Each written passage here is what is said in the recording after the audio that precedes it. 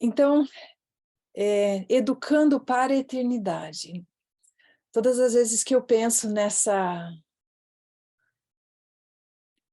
sobre esse tema, educar para a eternidade, me dá um frio na barriga, né? Quem sou eu para educar os meus filhos para a eternidade? Na verdade, eu preciso ser educada também. Então, essa é uma mensagem para nós pais, e isso é uma coisa assim que sempre ficou muito clara na minha mente desde que eu comecei a estudar os princípios da verdadeira educação. Como que eu vou transmitir aquilo que eu não sei? Então, eu preciso estar constantemente na escola de Deus, eu preciso estar constantemente estudando e aprendendo. Sabe, para nós pais, às vezes algumas pessoas falam assim, eu tenho dificuldade com a minha devoção pessoal, eu não sei o que estudar, eu não sei o que ler. Para nós pais, o primeiro tema de estudo é a educação dos nossos filhos. Constantemente. E quantos livros nós temos, né? Educação, lar adventista, conselhos aos professores, pais e estudantes, a orientação da criança, muitos outros livros, né? Muitos outros conselhos. Nós temos muitos materiais, além da Bíblia, logicamente, para nós estudarmos o plano de Deus para a educação dos nossos filhos e para a nossa educação também. E eu gostaria de iniciar com um texto que está em Isaías, que para mim é assim, é um alívio quando eu leio esse texto, né? Isaías 54, verso 13. Todos os seus filhos serão ensinados pelo Senhor, e grande será a paz de suas crianças. Já pensou? Os nossos filhos serem ensinados pelo próprio Senhor? É isso que Deus deseja. Então, quando eu resolvo na minha vida usar os métodos que Deus deixou, quando eu resolvo ensinar o que Deus deixou como guia para mim, os meus filhos estão sendo ensinados por Ele. Eu sou apenas, vamos dizer assim, uma mediadora, né? Uma facilitadora, mas Deus é quem está ensinando os meus filhos. Esse outro texto do livro Fundamentos da Educação Cristã, página 192. É inútil a educação que não fornece conhecimento tão duradouro como a eternidade, a não ser que mantenhais o céu e a vida futura e imortal diante de vós, vossas consecuções não são de valor permanente. Então, se eu quero ensinar os meus filhos para a eternidade, eu preciso ter a eternidade diante de mim, constantemente. Então, todas as vezes que eu for pegar um livro, ou um tema, ou um assunto para ensinar aos meus filhos, eu preciso ter a eternidade em mente. Se eu perder a eternidade de vista, a minha educação vai ficar fraca. Se eu estiver ensinando apenas para este mundo, eu tenho que cuidar, tem algo de errado. E eu não estou com isso, como vocês vão entender, dizendo que que eu vou negligenciar certas áreas, como, por exemplo, a parte acadêmica. Não é isso que eu estou dizendo. Eu estou falando que até mesmo a parte acadêmica que eu estiver ensinando para os meus filhos, eu tenho que ter o céu em vista, para que o que eu ensine, o conteúdo e a metodologia que eu usar, não perca a eternidade de vista. E eu vou refletir um pouquinho, e a atividade das crianças tem que ver com essa parte da minha apresentação, né? Sobre a vida de Jesus.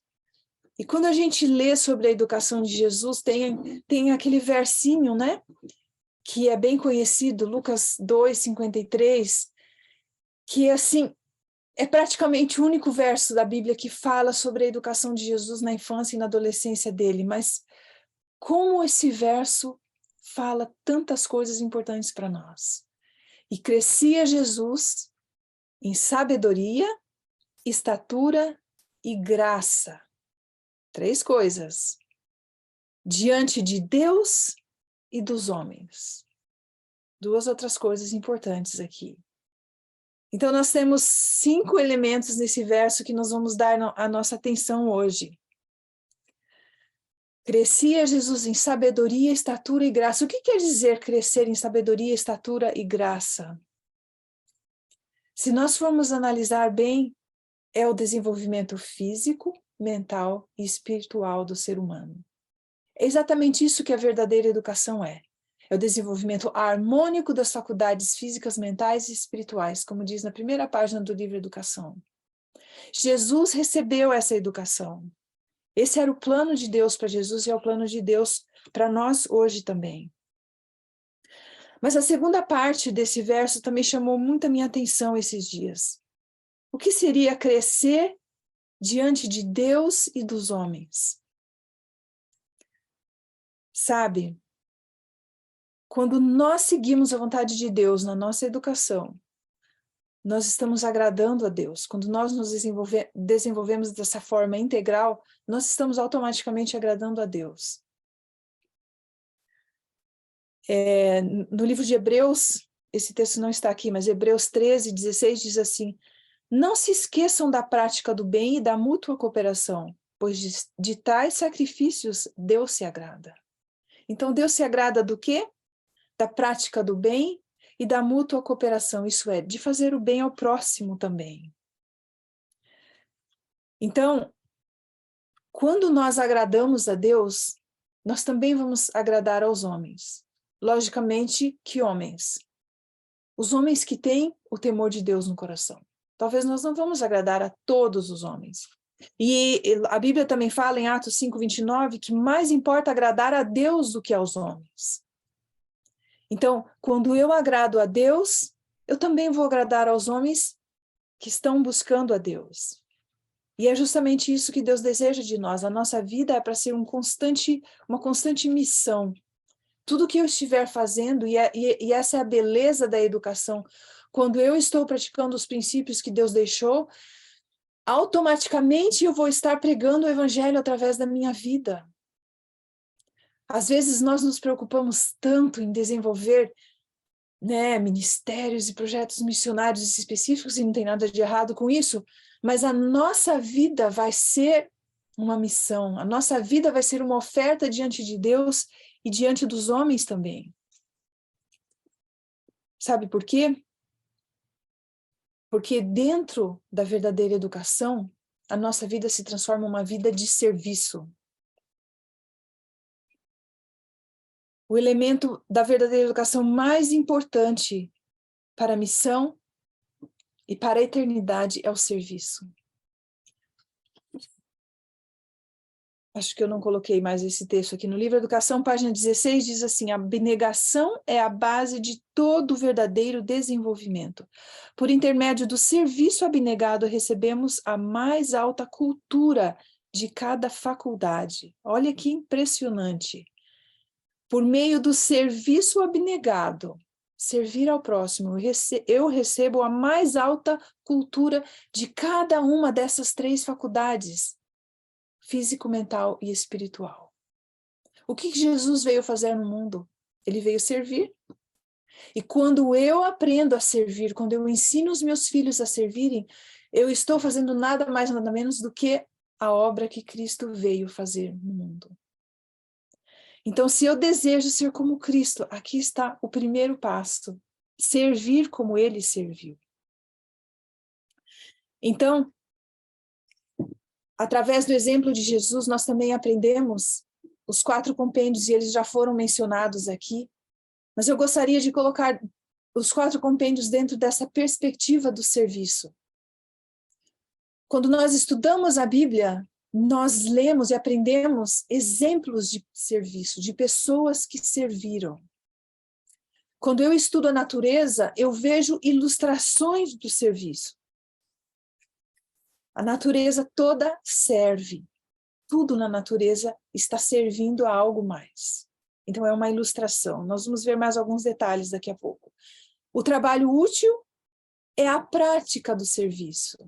É como Deus, vamos dizer assim, são as oportunidades que Deus me deu para praticar aquilo que eu estou aprendendo na Bíblia e na natureza. E as experiências da vida são a aplicação do serviço à minha vida especial, em especial. O que é que eu estou aprendendo de forma prática e aplicando a minha vida para o meu crescimento espiritual, para a formação do meu caráter? Então, nós vamos analisar um pouquinho cada um desses pontos E, ao mesmo tempo, nós vamos estar falando um pouquinho sobre o currículo da verdadeira educação. Eu acho que...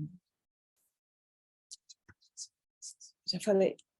Eu acho que uma das coisas que nós, pais, mais nos preocupamos quando a gente pensa em educar os nossos filhos de acordo com o plano de Deus, é um currículo, não? O que eu vou usar, o que eu vou ensinar, como que eu vou ensinar, né?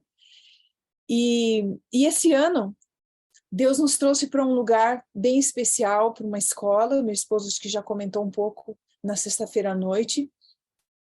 É uma escola que oferece o ensino médio e faculdade, e nesse lugar eles buscam viver esses princípios da verdadeira educação. Então nós estamos aprendendo muito aqui. E esse material que eu passei para vocês aí no grupo, ele tem uma série de... Deixa eu até abrir o meu aqui para não ficar perdido enquanto eu converso com vocês. Basicamente, é um currículo do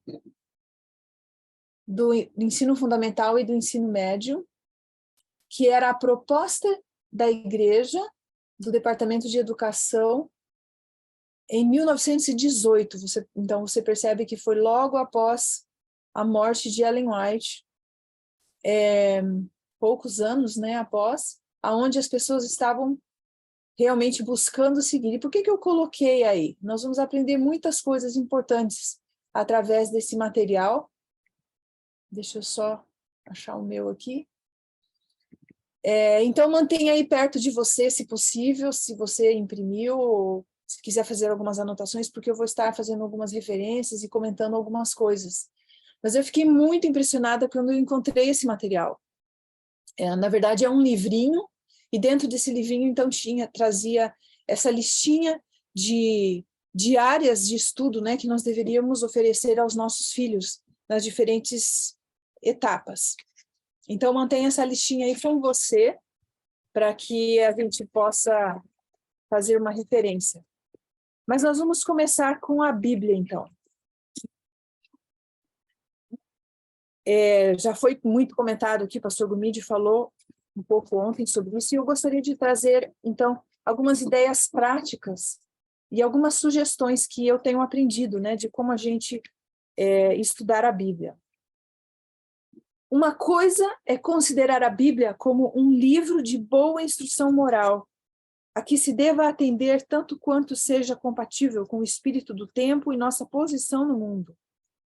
Outra coisa é considerá-la como realmente é, a palavra do Deus vivo, palavra que é a nossa vida, que deve modelar nossas ações, palavras e pensamentos. Eu achei interessante essa primeira parte, né? Porque, infelizmente, reflete a nossa realidade. É um livro bom, que tem boas instruções morais, né? E tanto quanto possível dentro do nosso tempo, da nossa posição no mundo, nós vamos usá-la. Não é isso que nós fazemos muitas vezes? É o nosso socorro se nós precisarmos. Mas não é isso que Deus pede para nós. Ela deve ser a palavra do próprio Deus, que é a nossa vida, que deve modelar as nossas ações, as nossas palavras e pensamentos. Então, se eu quero educar o meu filho para ter uma esse precisa ser a primeira coisa que precisa estar bem encravado em minha mente. A Bíblia é a palavra de Deus, é o guia para a minha vida. Se eu esquecer disso, eu estou em problema. Depois a gente continua com o próximo texto aqui. Todas as coisas, tanto no céu como na terra, declaram que a grande lei da vida é a lei do serviço em prol de outrem. O Pai infinito atende à vida de todo ser vivente. Cristo veio à terra como aquele que serve. Os anjos são espíritos ministradores enviados para servir a favor daqueles que hão de herdar a salvação. Hebreus 1,14. E finalizando, a mesma lei do serviço está escrita sobre todas as coisas da natureza. Então aqui nós vemos o servir. Deus serve, Jesus serve, os anjos nos servem. Podemos acrescentar o Espírito Santo, que está constantemente em nós, trabalhando em nosso coração e nossa mente. E toda a natureza serve.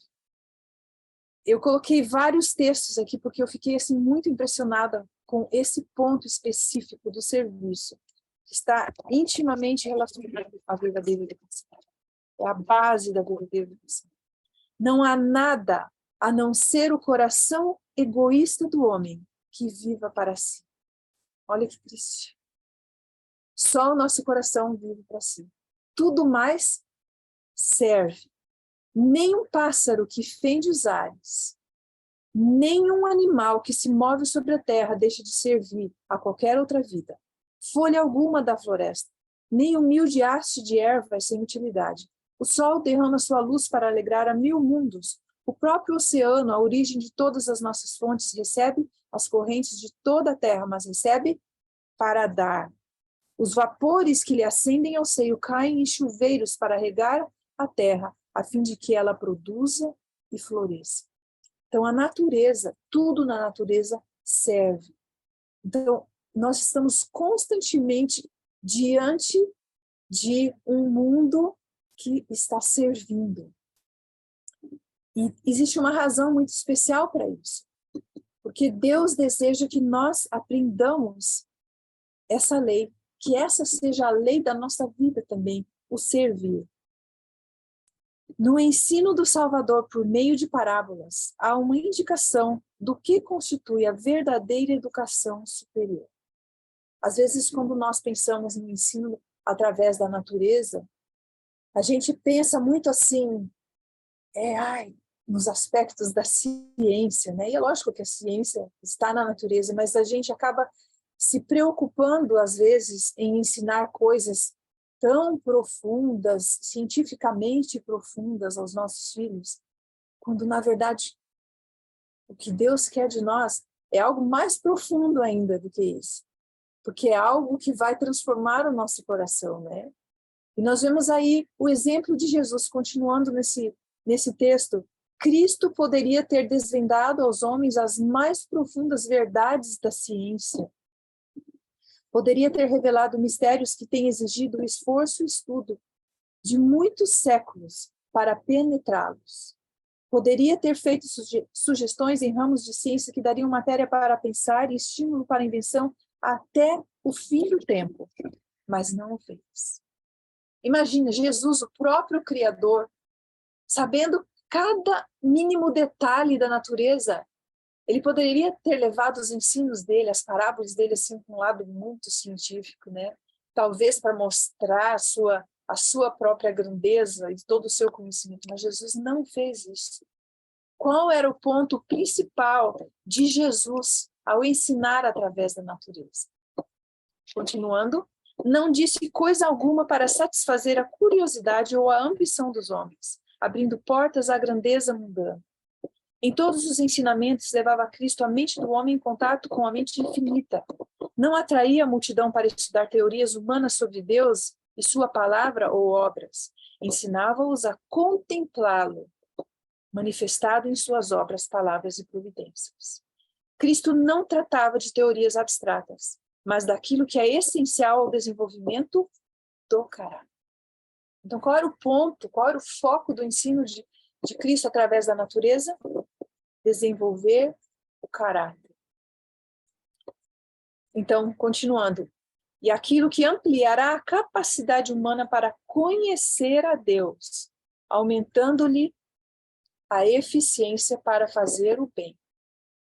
Falava aos homens eu acho que eu esqueci de colocar aí, né?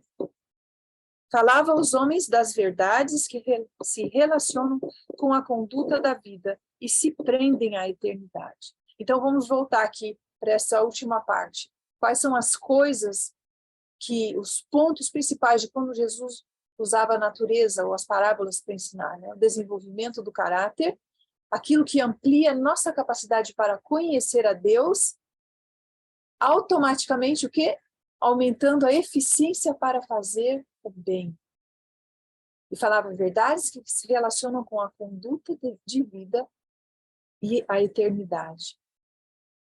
Então, esse deve ser o foco quando nós ensinamos os nossos filhos. Aqui está falando especificamente de natureza, mas nós estamos falando de tudo aqui. Conhecer a Deus, desenvolver o nosso caráter, melhorar a nossa eficiência para fazer o bem, para servir. E todas essas coisas têm que ver com a nossa conduta de vida e com a eternidade. Porque no céu nós vamos simplesmente continuar a servir, assim como nós servimos aqui na terra. Então, agora vamos nos voltar a essa proposta curricular aí que eu passei para vocês. E uma das coisas que me chamou muito a atenção é quantas oportunidades de estudo da Bíblia e natureza nós vemos aí que eram parte do pensamento, né, dos educadores no início da nossa igreja. Se você olhar, eu coloquei as séries equivalentes, vamos dizer, que a gente usa atualmente no Brasil, né? Então, o primeiro ano seria a pré-escola antiga. Então, a partir do segundo ano, nós temos aí algumas indicações de qual deveria ser o conteúdo que as crianças deveriam estar aprendendo, que seria a primeira série antiga, né? Então, começa com Bíblia e natureza. Eu não tenho apresentação aqui, tá? Porque é muito conteúdo e eu vou estar referindo a várias coisas. Então, se você tiver como, acompanhe aí no seu celular, ou se você tiver como imprimir, né? Para que você possa estar acompanhando o que eu vou estar falando. Então, é interessante que nós olhamos aí quando a gente fala de natureza, deixa eu só me encontrar aqui nas minhas anotações.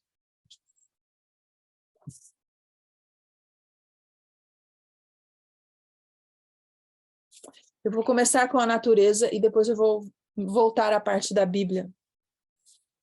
Quando a gente olha, desde as primeiras séries aí, Bíblia e natureza sempre aparecem juntos, né? E eu fiquei achando muito interessante isso, e eu costumo falar, talvez alguns aqui já me ouviram falar isso, que a Bíblia é um livro que aparentemente, quando você olha para ele, para uma criança não tem muita graça, muito atrativo, porque são só letras, né? A Bíblia não tem ilustração dentro dela. Cadê a ilustração da Bíblia? Está na natureza. Então, a Bíblia e a natureza, o estudo da natureza, ele não pode estar desvinculado da Bíblia. Quando Deus propõe o estudo da natureza para os nossos filhos, ele está falando de algo que está relacionado à Bíblia. Por isso que sempre aparece junto aí nesse currículo, né? A Bíblia, a natureza, ilustra a Bíblia. Então, se você parar para analisar quantas citações da Bíblia, quantas referências, quantas ilustrações, sejam nas profecias, sejam nas parábolas de Jesus, até assim nos livros mais difíceis de compreender, como Apocalipse e Daniel, sempre tem elementos da natureza. O que torna o ensino fácil para os nossos filhos, né? De uma forma mais palpável, mais visual, consegue alcançar todos os estilos de aprendizagem, né? Então, nós deveríamos estar sempre ilustrando a Bíblia com a natureza. Então, nos primeiros anos aí, a gente está vendo que tem Bíblia sempre junto com a natureza. E entre parênteses, na frente diz o quê? Inclui princípios de geografia e fisiologia. Olha que interessante. Então, nesse estudo da Bíblia com a natureza, automaticamente eu vou estar ensinando geografia. Se você olhar para a própria Bíblia, né, ela começa ali a história da criação, do Éden, começa ali na Mesopotâmia e depois vai crescendo e crescendo, e expandindo e ampliando para todo mundo. Quando você termina lá, no Novo Testamento, né, o Evangelho sendo pregado para todas as nações que existiam ali, e daí no livro de Daniel e Apocalipse você já vê até a atualidade, né, as nações já na nossa época. Então, a Bíblia ela vai ampliando geograficamente, historicamente também. O segundo ponto ali é a história. Mas a fisiologia, então, tem que ver com essa parte da natureza, o cuidado do corpo, as leis de saúde, tudo isso está dentro da Bíblia. Então, tudo isso, de alguma forma, era ensinado. Eu não tenho acesso a todos os livros, né, que eram usados nessa época nas escolas adventistas, mas a gente pode ser criativo e Deus, com certeza, através do Espírito Santo, vai nos ajudar a saber como fazer isso, né? Mas como que eu vou ensinar as leis de saúde? Uma vez conversando com uma professora do NASP, ela falou assim, olha, alguns anos atrás o currículo de saúde pública na faculdade de enfermagem no NASP, em São Paulo, era todo baseado nas leis de saúde de Levíticos. Olha que coisa linda! Nós poderíamos estar fazendo isso também. E você vai perceber que para educar os filhos de acordo com a vontade de Deus, nós, pais, vamos ter que estudar muito a Bíblia. Às vezes a gente quer as coisas todas facilitadas, mas Deus quer que nós nos aprofundemos para que os nossos filhos aprendam a se aprofundar na sua palavra também, né? E aí, continuando, nós temos os princípios de histórias que também estão relacionados à Bíblia, só que eu vou falar disso mais para frente, na parte da Bíblia. Eu gostaria de falar um pouquinho também sobre outros aspectos da natureza que estão parte desse currículo. Se você descer os olhos ali mais para baixo, um pouquinho, você vai ver a palavra jardinagem. E depois, lá na frente, nós vamos ter, já no ensino médio, que é a última página, nós vamos ver que nós temos agricultura como parte do currículo, agricultura para meninos, né, que seria também dentro da parte de trabalho útil, mas é uma outra forma de estudar a natureza é quando eu estou trabalhando nela. Quando eu estou fazendo a minha horta, quando eu estou trabalhando em meio à natureza, são os melhores momentos para você tirar lições de Deus através da natureza. E a gente tem também, lógico, no ensino médio ali, a parte de física, química e biologia, que também é estudo da natureza. Estudo mais profundo da natureza.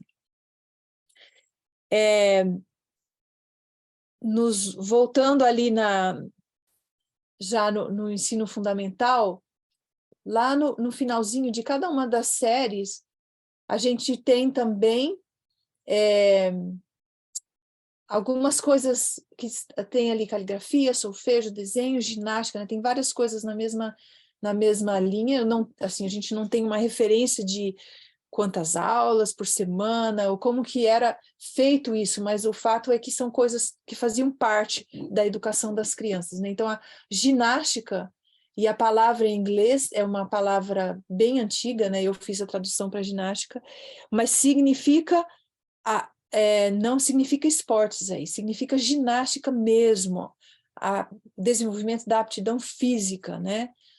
Então, tem que ver com o desenvolvimento da nossa saúde também. Em seguida, a gente vê a higiene prática, incluindo influência de narcóticos e álcool. Então, todo o cuidado do corpo faz parte também do estudo da natureza. Quando eu estudo a fisiologia, como que o meu corpo funciona, eu estou estudando a criação de Deus.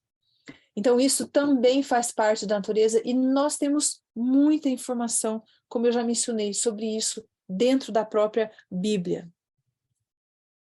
Quando eu aprendo a cuidar do meu corpo, quando a criança aprende a cuidar do corpo, primeiro, ela está aprendendo as bases da obra médico-missionária.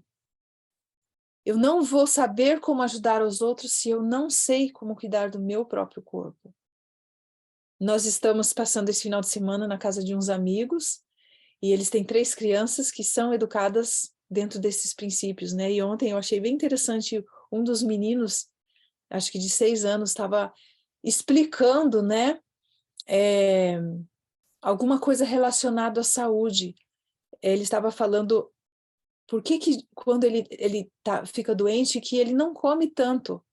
Por quê? Porque ele precisa deixar o corpo descansar para que o sistema imunológico trabalhe e ele possa se recuperar. E eu fiquei assim, simplesmente encantada, como que um menino de 6 anos estava dando assim uma aula, né, de saúde e temperança. Mas é isso, quando nós ensinamos os nossos filhos através das experiências que eles mesmos têm, das dificuldades na área de saúde, nós estamos ensinando eles a serem missionários, porque eles, uma vez que eles aprendem, eles vão compartilhar isso com os outros, né? Eu gostaria de ir agora, então, voltar um pouco para o estudo da Bíblia.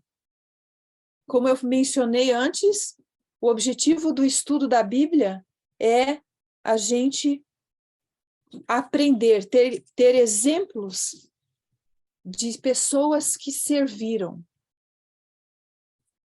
Está meio fora aqui meu PowerPoint. Mas existe um outro livro que eu encontrei aqui, que eu não tenho nada assim para passar para vocês no papel, né? É um livro chamado A Educação que Educa, um livro bem antigo de um outro pioneiro adventista, e ele traz ali uma ideia de como nós ensinarmos a Bíblia. E eu vou mencionar antes da gente voltar aí para esse material que eu passei para vocês. Então, a sugestão dele, ele foi escrito por um pioneiro adventista, Marion Cady. Ele foi um dos presidentes do Pacific Union College, que é um colégio adventista no Pacífico, né, na costa oeste dos Estados Unidos. E eu achei interessante alguns pontos que ele colocou. Então, ele fala assim, nos primeiros anos, quando você pensa em estudo da Bíblia com os filhos, nos primeiros anos, a nossa obra como pais é familiarizar os nossos filhos com a palavra de Deus. E como que eu faço isso? Simplesmente lendo a Bíblia todos os dias. Então, na experiência dele, o que ajudou muito foi a memorização de textos bíblicos, e ele colocou lá alguns textos chaves, né, como os 10 mandamentos, as bem-aventuranças, alguns salmos, né, Salmo 23, alguns salmos mais conhecidos, 1 Coríntios 13. Aliás, se você fizer uma busca, Ellen White também recomenda vários capítulos da Bíblia que deveriam ser memorizados por todos nós. Então fica aí uma dica. Então, a memorização de textos e o familiarizar-se com a Bíblia. Como que ele fazia isso? A mãe dele lia a Bíblia todinha para ele. A primeira vez que a mãe leu a Bíblia, ela leu a Bíblia em voz alta, com o passar do tempo, né? Pronunciando bem cada sílaba e explicando palavras difíceis. Depois ela voltou e ela leu novamente a Bíblia, alternando, porque agora ele já sabia ler. Depois de alguns anos ele já sabia ler. Então ela lia um versinho, ele lia outro versinho. Ela lia um versinho, ele lia um versinho. E aí ela começou a trabalhar também na entonação da voz dele, na pronúncia dele. Eu fiquei pensando, já pensou que processo, né? Porque com certeza demorou anos para que toda a Bíblia fosse lida dessa forma, né? Uma criança lendo e a mãe lendo. E recentemente uma amiga minha, amigos queridos, compartilharam que eles estavam lendo o último capítulo da Bíblia. E eu perguntei, quanto tempo demorou para vocês lerem? Eles falaram 4 anos, no culto.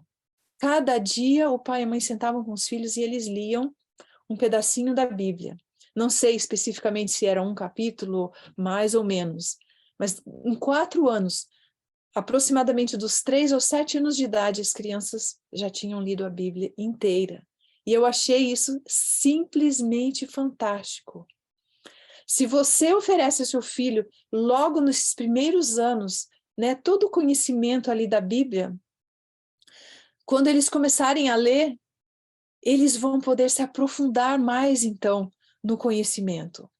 De acordo com esse autor, ele diz que no ensino fundamental nós deveríamos ensinar conteúdo biográfico e histórico, tirar lições morais e que os nossos filhos reproduzam de forma oral e escrita. No ensino médio, a sugestão é que a Bíblia seja parte do currículo de história e literatura. A primeira literatura a ser aprendida deve ser a Bíblia. Antes de você ensinar outros livros que falem da Bíblia, a criança deve estar familiarizada com a Bíblia. Antes da criança estudar história em outros livros, ela deve estar familiarizada, a história do mundo, né? Ela deve estar familiarizada com a Bíblia. Quando a gente vai para a questão da literatura, né? Dentro da Bíblia, você tem todos os estilos literários necessários para o ensino, né? Existem alguns estilos que nós realmente nem precisaríamos estudar. A Bíblia tem todos eles. Você pode fazer pesquisas sobre isso também. Os gêneros literários da Bíblia estão todos dentro da Bíblia. Gente, desculpa, os gêneros literários que nós precisamos aprender, né? Estão todos dentro da Bíblia. E quando a gente vai, então, para esse currículo sugestivo, se você tiver o seu aí, pode voltar agora, vamos dar uma olhada. Eu já tinha mencionado, então, a Bíblia, e daí o segundo ponto ali, logo na primeira série, e ele se repete em quase todas as outras séries, então seria princípios de história relacionados à Bíblia.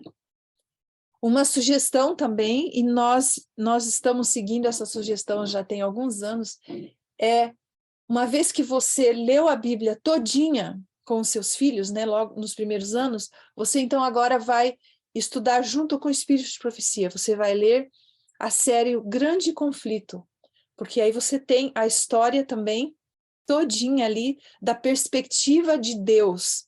Nós começamos a fazer isso em, acho que 2018 ou 2019. Nós ainda estamos indo para o livro Atos dos Apóstolos. Então, cada dia a gente lê um pouquinho, faz comentários. Alguns anos atrás, às vezes eu trazia, as meninas eram menores, eu pegava mapas, pegava outras curiosidades relacionadas a aquele momento da história, né, que nós estávamos estudando, e trazia para enriquecer o culto, aquele momento. Fazia isso na hora do culto, né? A gente lia na hora do culto, fazia os comentários, e às vezes depois do culto a gente pesquisava algumas coisas na internet, ou em livros, ou enciclopédias, para enriquecer aquele conteúdo que a gente tinha transmitido ali no culto. Então, a gente vê que a proposta curricular aí, então, é que nós estudemos os princípios de história sempre relacionados à Bíblia. E quando nós vamos, em todos os anos aí, nós temos essa mesma orientação, e lá no ensino médio, lá no final, a gente já vê algo bem interessante, né? A sugestão é que no primeiro ano você estude História do Novo Testamento, no segundo ano, História do Antigo Testamento, junto com a série Testemunhos para a Igreja. Eu achei muito interessante isso, e eu fiquei analisando, né? Qual será que era o propósito ao trazer essa orientação, né, de ensinar junto com a série? E conversando com a minha filha falou assim: mãe, eu acho que é porque a igreja hoje passa pelos mesmos desafios que o povo de Israel, por exemplo, né, passou no Antigo Testamento. Eu achei bem interessante essa perspectiva, e talvez seja isso mesmo. Eu não encontrei uma explicação maior nesse livrinho, mas muito interessante nós fazermos essa relação, né?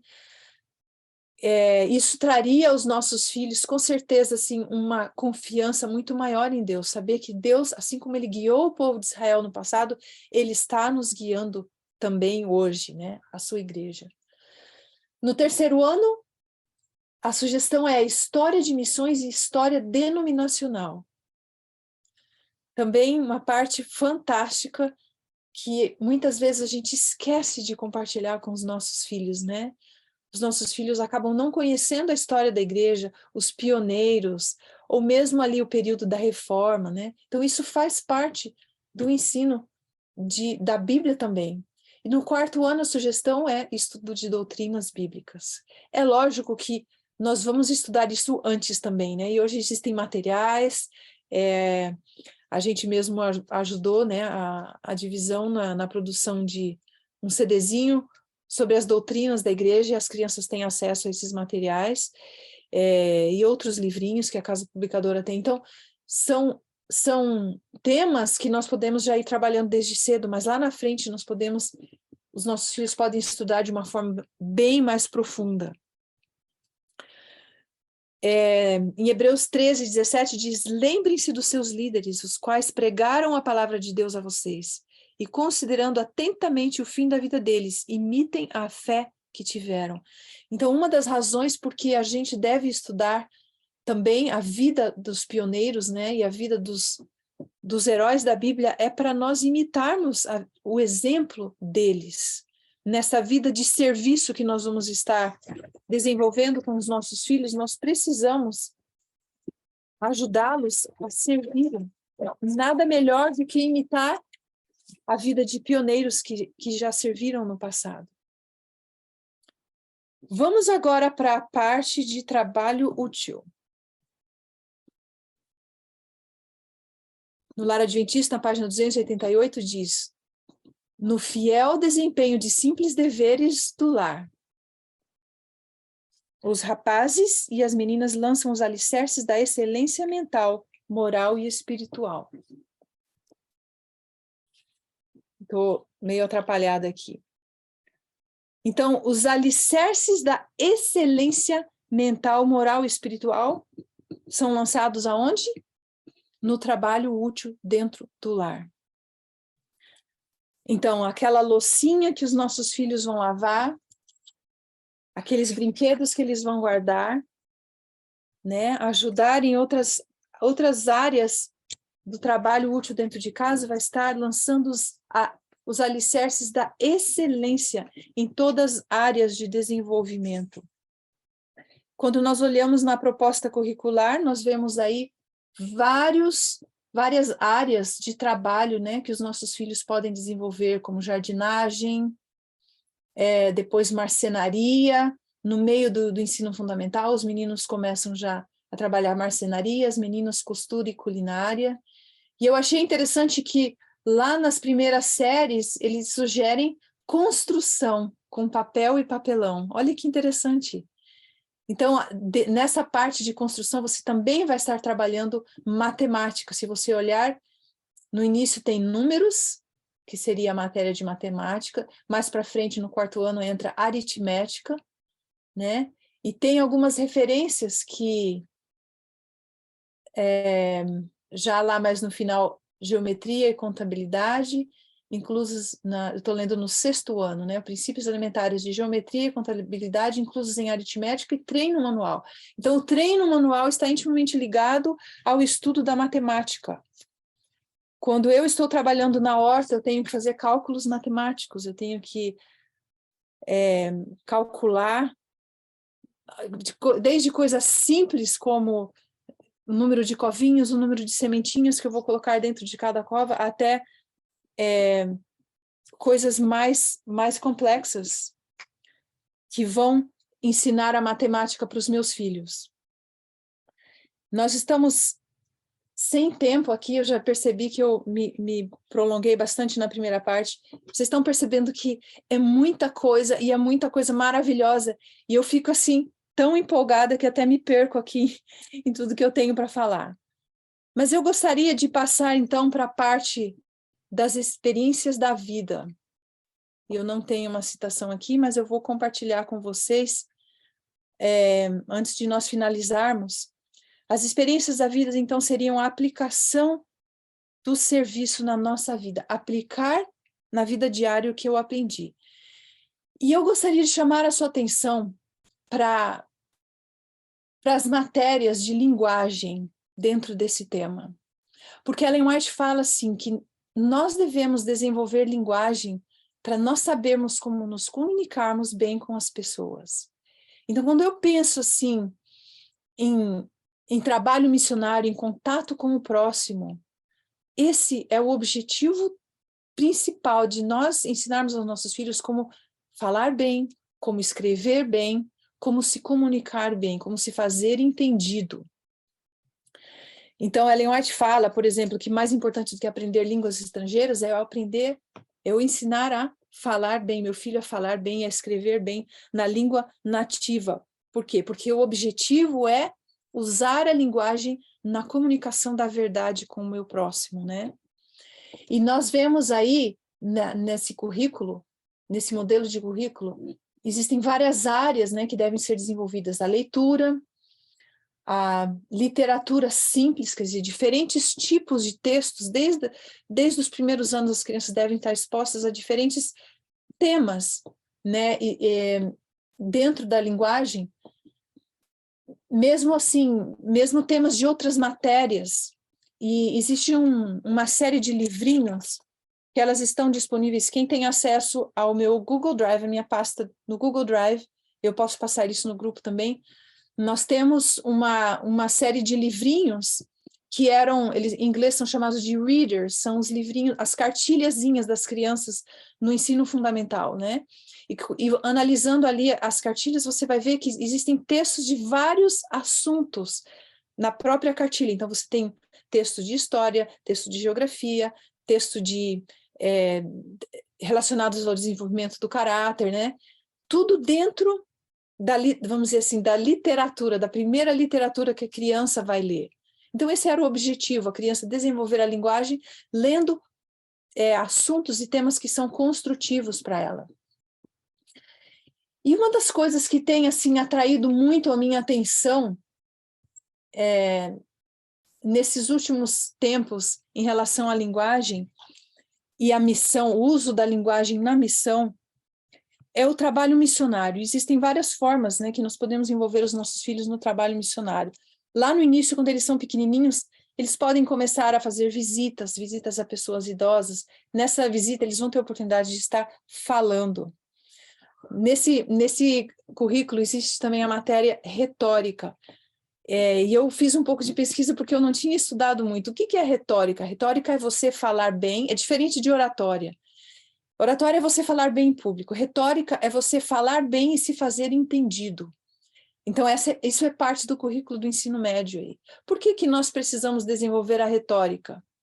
Porque nós precisamos que as pessoas nos entendam quando nós falamos com elas. Porque senão a nossa fala, a nossa comunicação não vai ter propósito, certo? Quando eu converso a respeito das coisas de Deus com alguém, se ele não consegue me entender, eu não vou atingir o meu alvo, o meu objetivo. Então, quando as crianças começam, desde pequenininhas, a fazer visitas, a distribuir folhetos, elas precisam ser entendidas, elas precisam falar bem. E uma das áreas que tem chamado muito a minha atenção ultimamente é a área da colportagem. Eu confesso que eu não dava valor, eu não entendia a colportagem até agora, esse ano, quando a minha filha entrou na faculdade e na escola dela tem um programa de colportagem, né? E eu, inclusive, chamei ela para compartilhar aqui um pequeno testemunho da experiência dela, que ela acabou de chegar da primeira experiência de colportagem semana passada, e ela vai compartilhar um pouco com vocês, e vocês vão ver o quanto a gente desenvolve, quanto os nossos filhos podem desenvolver dentro desse ministério que é tão importante. Então, nós vamos trocar de lugar aqui. Vou chamar a Ana.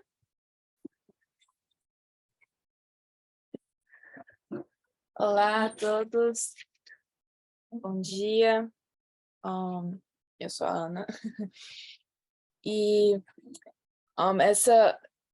essas últimas 2 ou 3 semanas eu estava participando do programa de comportagem, que a escola que eu vou,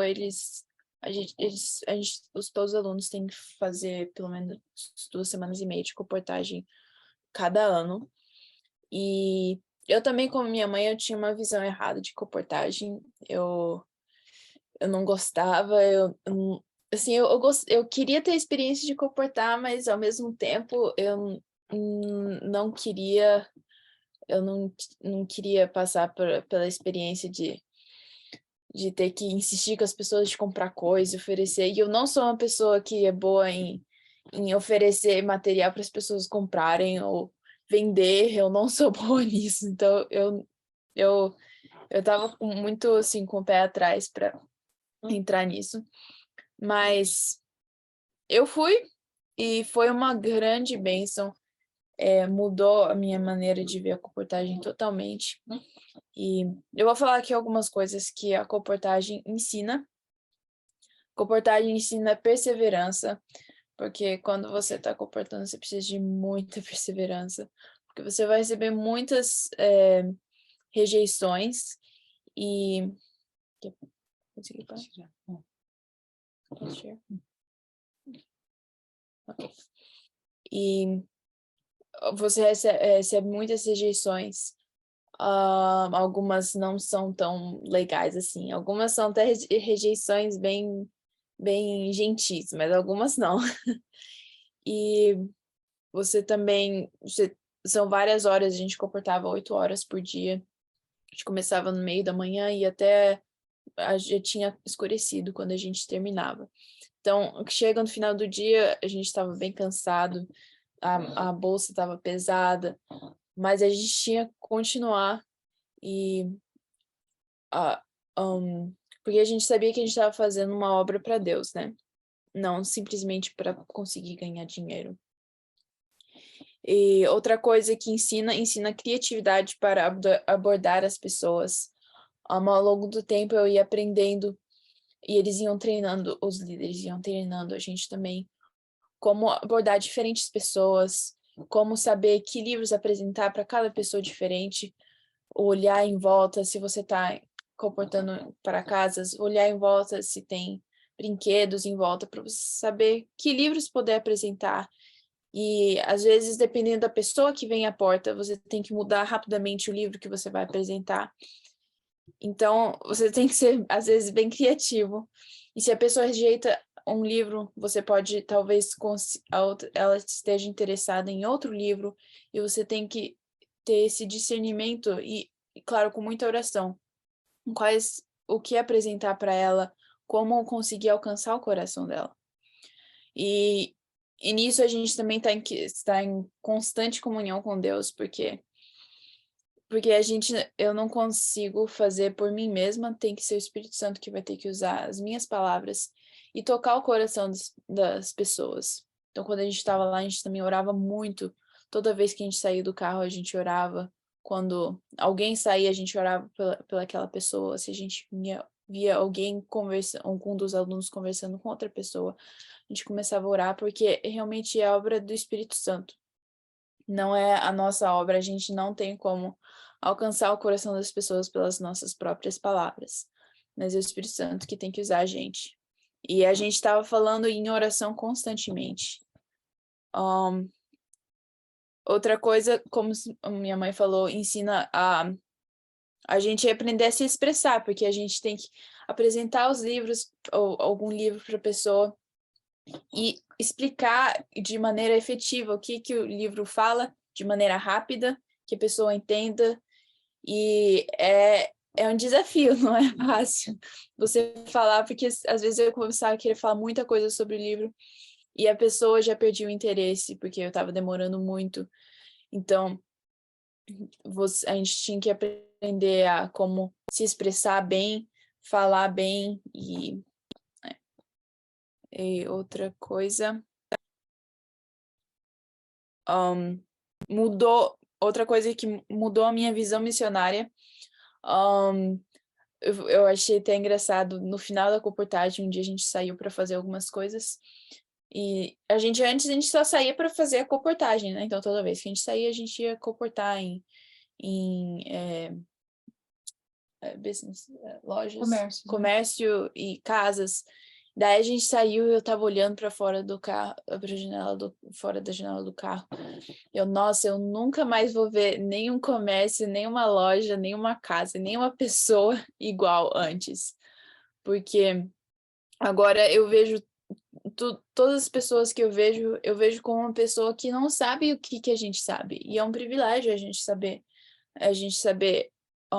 a verdade. E a nossa responsabilidade também passar para essas pessoas o que a gente sabe. E às vezes elas vão rejeitar a gente, mas tem muitas pessoas que estão sedentas, que a gente não sabe. Mas elas querem saber, e elas só estão esperando a gente falar. E outra coisa que também foi bem legal, quando a gente estava lá, a gente estava no Texas, e a igreja foi muito, nos apoiou muito. E as várias mães trouxeram as crianças para comportar com a gente alguns dias.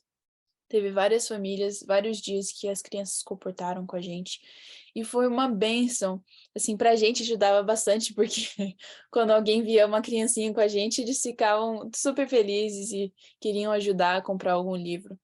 Mas nem todo mundo era assim, às vezes as pessoas rejeitavam.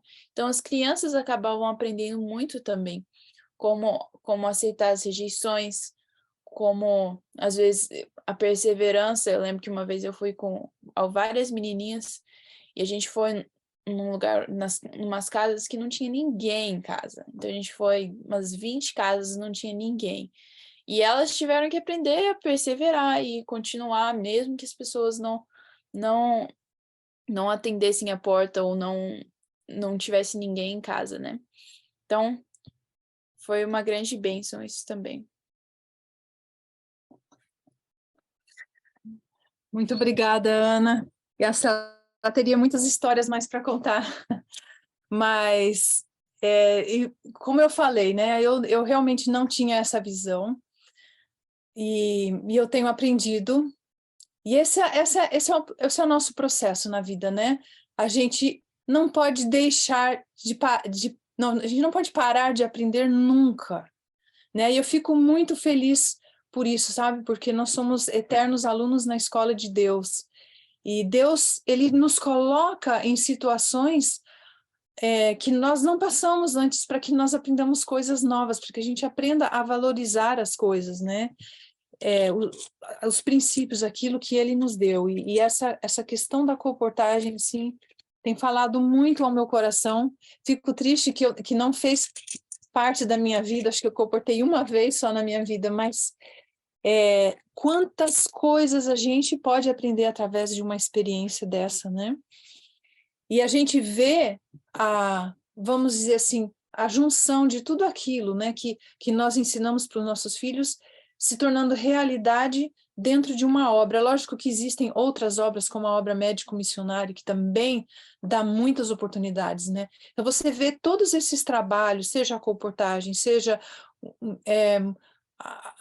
vamos dizer, um estudo bíblico que você está dando, ou seja, uma obra médico-missionária algo na área de saúde, tudo aquilo que você ensinou aos seus filhos durante todos esses anos, ele vai resultar nessas obras, né? Nesse trabalho missionário, que é servir ao próximo e prepará-los para a eternidade, né?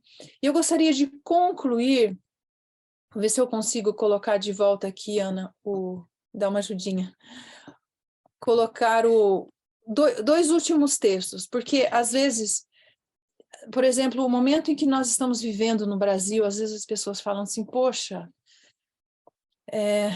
agora vai ser difícil a gente educar, fazer a verdadeira educação, seja no lar ou seja na escola, porque as leis vão mudar e tal.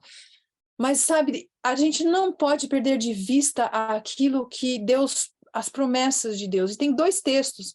Um não é Espírito de Profecia, mas é de um pioneiro, né, do Sutherland.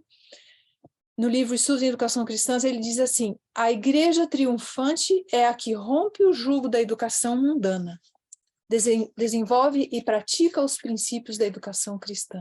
Nós queremos fazer parte dessa igreja triunfante, né? A nossa igreja atualmente é a igreja militante, mas existe uma promessa, e Espírito de Profecia também fala isso, que nós vamos pregar. A verdadeira educação é também a revelação da terceira mensagem angélica. Existem vários textos de Ellen White que falam isso. Então isso vai acontecer. A gente não pode falar assim, nossa, as coisas estão mudando, eu não vou mais conseguir fazer nada, eu não vou mais conseguir educar meus filhos nesses princípios. Não, você vai, porque isso é profético. Olha esse outro texto que fala das escolas. Nossas instituições de ensino podem pender para a conformidade mundana. Podem avançar passo a passo em direção ao mundo. São, porém, prisioneiras de esperança. Olha que lindo. E Deus as corrigirá e iluminará, trazendo-as de volta à sua honrada posição de separação do mundo. Eu não sei como isso vai acontecer, mas isso foi dito por Ellen White, alguém que nós consideramos que é uma profetisa de Deus. Deus vai trazer as coisas de volta, e nós podemos fazer parte disso, seja no lar ou seja apoiando uma escola. Nós podemos fazer parte desse retorno da verdadeira educação nos últimos dias para concluir a obra, para finalizar a obra de Deus na Terra. Então, eu sei que foram muitas as informações e vocês têm aí material para pesquisar. Estudem, estudem, estudem. Eu vi que algumas pessoas colocaram ali no chat, né? Perguntaram sobre cursos. No Projeto Restaure tem um curso chamado Princípios da Verdadeira Educação, que está disponível ainda. Então, onde a gente fala justamente desses princípios, assim, em mais de 15 horas de vídeo, né? E materiais de apoio. E uma novidade, nós estamos lançando um segundo curso, tá? Início de 2023, nós vamos ter a prática da verdadeira educação. Um novo curso, onde eu vou estar trazendo essas coisas novas que nós temos aprendido e, assim, como praticar, né, esses princípios, como aplicá-los na vida prática e no ensino dos nossos filhos. Então, fica aí uma divulgação também. Que Deus abençoe a cada um de vocês. Nós vamos orar agora para que Deus esteja nos dirigindo e nos guiando em nossas famílias na educação dos nossos filhos.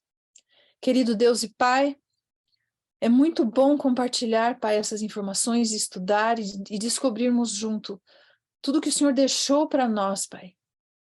São coisas tão profundas, tão amplas, e às vezes eu me sinto tão pequena, Pai, para entender até mesmo como aplicar na minha própria vida e na educação das minhas filhas. E eu te agradeço pelo Espírito Santo, porque o teu Espírito vai revelando pouco a pouco e vai nos ensinando, Pai. E eu peço que o Senhor derrame teu Santo Espírito sobre cada pai e mãe presente aqui, sobre cada filho, sobre cada lar, Pai, que possamos fazer parte desse povo que vai iluminar a terra com a glória do teu conhecimento, Pai. Que possamos fazer parte desse povo, que sejamos luz ao mundo, que a nossa vida seja uma vida dedicada ao serviço a Ti e ao próximo. É isso que eu te peço e agradeço, em nome de Jesus. Amém.